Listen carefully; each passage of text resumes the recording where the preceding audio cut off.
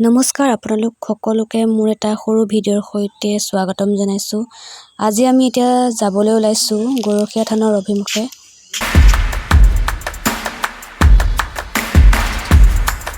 আমি চাকি দিবৰ কাৰণে সকলোবোৰ বস্তু লৈ লোৱা হৈছে আৰু আহি এতিয়া গাড়ীত উঠিলোঁ।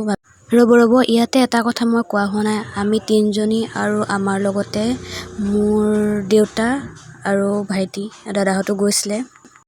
আমি আহি পালোহি, কিন্তু ইমানেই গাড়ীৰ ভিৰ আমি খোজেৰে যাব লগা হ'ল 2 কিলোমিটাৰমান। ইয়াত আহি দেখিলোঁ যে ইয়াত বহুত ডাঙৰ মেলা বহে, কিন্তু মেলা চাবলৈ টাইম নহ'লে আমাৰ দেৰি হোৱাৰ কাৰণে লগালগ চাকি দিবৰ কাৰণে যাব লগা হ'ল। চাকি দিয়া হোৱাৰ পিছত আপোনালোকক মন্দিৰ ভাগৰ পৰিৱেশটো অলপ দেখাই দিছোঁ। ইয়াত বহুত দূৰ-দূৰণিৰ পৰা মানুহ আহে আৰু বহুত ধুনীয়া এটা পৰিৱেশ।